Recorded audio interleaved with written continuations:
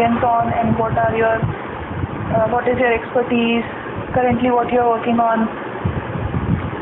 So like come to my technical stack, like I have hands-on experience on like Java 1.8, Spring Boot, Spring Batch, Apache Kafka, Apache Camel, and coming to the front end, I have experience on Angular.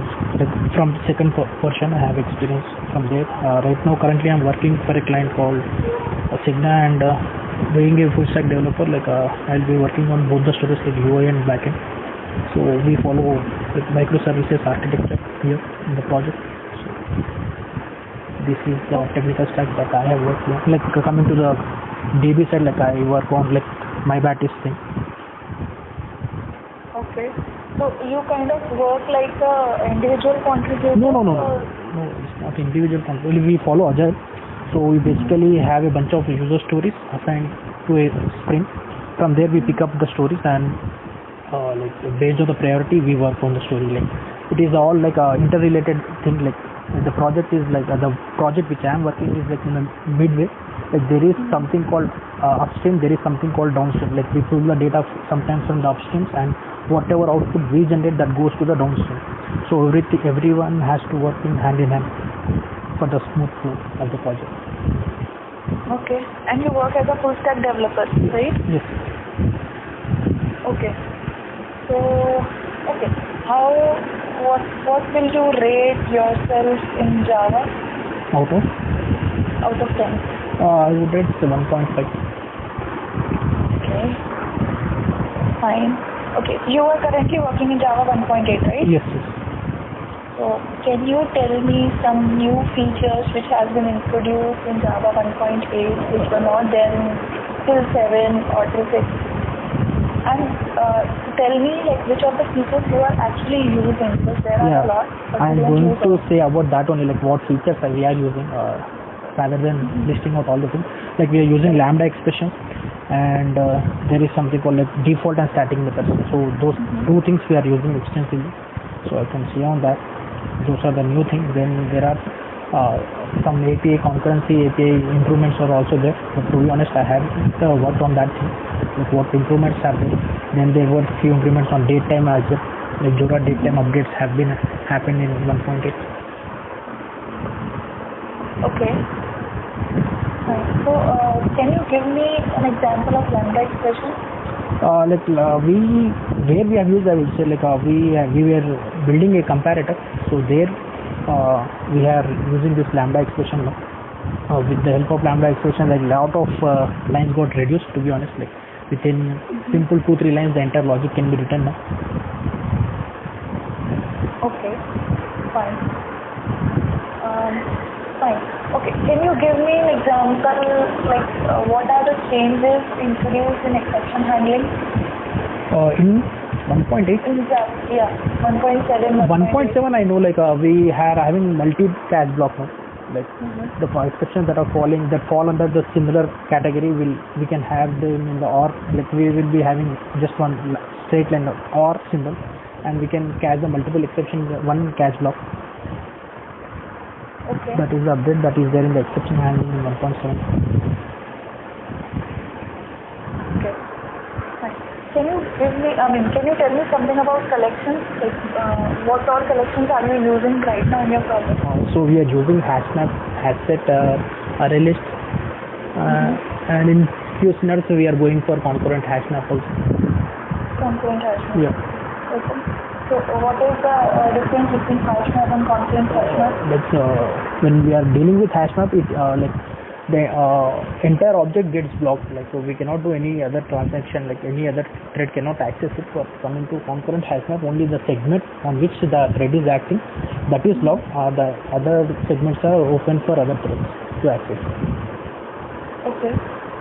And do you know, like, do you have some idea with how HashMap works in background? Oh yeah, based on the hashing and the equals method and the hash code. Would you like to give me some walkthrough on that? So basically, whenever we are putting something in the hash map, so based on the key, we generate one hash code when hash code gets generated, and based on that hash code we calculate the index. So it usually stores the bucket of arrays. Then based on the index, we will keep this key value pair there.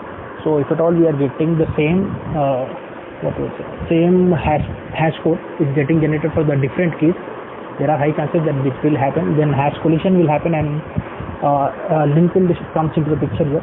So the same index, different values will be stored there.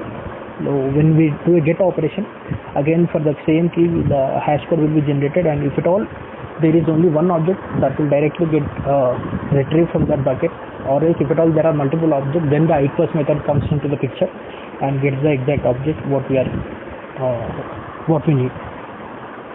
Okay, so you are saying like in a particular location if there are multiple items to be stored, then it is using linked list Yes. internally, right? Yes.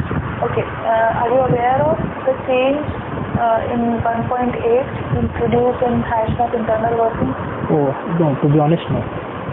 Okay, no problem. Okay, okay, one last question. I think I'm moving a little backward, so I should have started with that, but No problem. what is the difference between protected and your default? So protected, whenever we are mentioning it as a protected, only the subclasses can have the access to it.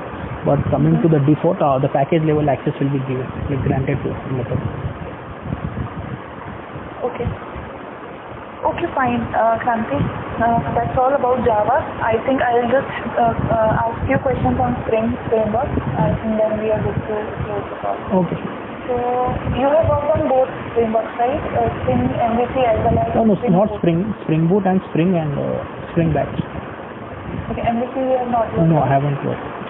Okay, I could see in your profile that, okay, no problem. Okay, so can you tell me,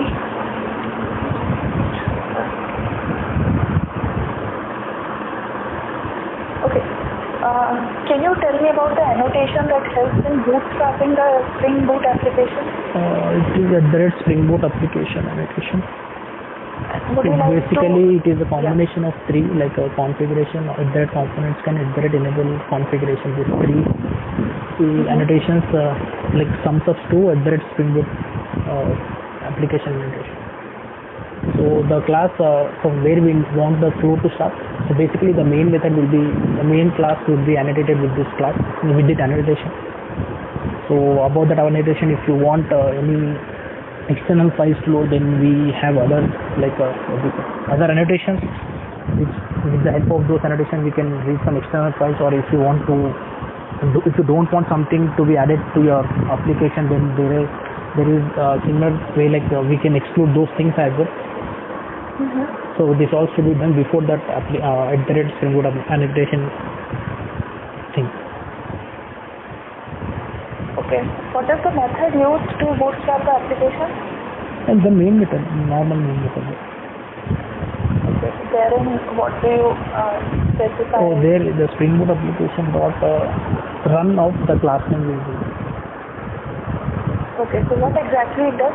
It bootstraps the application from that point, like what all annotations we are giving or what all we have mentioned in the class path, those all dependencies will get downloaded, and all the beans that are being like all the components will come into picture and create the beans.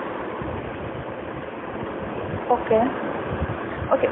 What is the difference between Spring MVC and Spring Boot? Like why there is why Spring Boot is so popular over Spring MVC now? Like basically the biggest advantage we get is the boilerplate code gets reduced in Spring Boot application, whereas in Spring MVC everything needs to be manually written in the XML files, or we need to have the dependencies for individual things. But coming to Spring Boot, just with one Spring Boot starter application dependency, we can have a bunch of jars which will be useful for creating a web application. No need to give any individual things, and no need to write all the XML file coding, like things like we will have what is the jar, like there is something called like in English we give free the JSP file locations will be located. Exactly, I'm not remembering that thing. That can be easily written in the application.properties file itself now. Okay. So okay,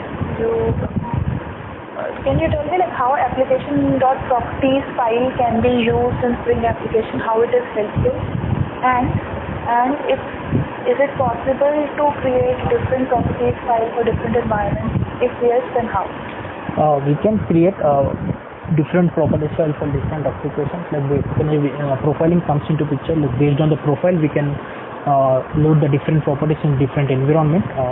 And application.properties is used for passing the properties to the application, which may change at the runtime. Like in the lower environments, it might be something. In the higher environments, it completely can be some other thing. And without restarting the application, we can change without making any code changes. If we want to change any values, then we can directly make changes in the application or properties. So how do you make the application understand that which environment we are pointing to right now? It completely depends on the profiling. Like I'm not exactly getting the thing right now in my mind. But the concept of profiling helps us to load the different property file in different environments. We need to configure this as well. Right now I'm not getting that thing. Like there is somewhere we configure this one. Okay. What is the design pattern of Spring Boot? Sorry? Design pattern used in Spring Boot? Like dependency injection, there are many design patterns that are used. Like dependency injection is one. Then this one, what is it? Observer pattern is one. Okay. Can you give me an example of where you have used this observer pattern in this? I'm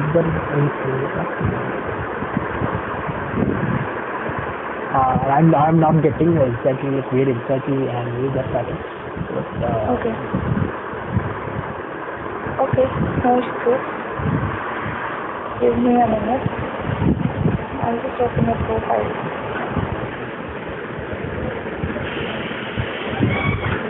Okay, so you have worked on REST API too, right? Yes. Okay. Anytime have you worked on SOAP also? No, I haven't worked on SOAP. No, okay. So what are the benefits of using REST API? Like different input formats can be sent to different input formats can be sent to REST web services. But whereas coming to SOAP, we will be having only XML format input can be sent to SOAP. Okay. So this is a big difference between that.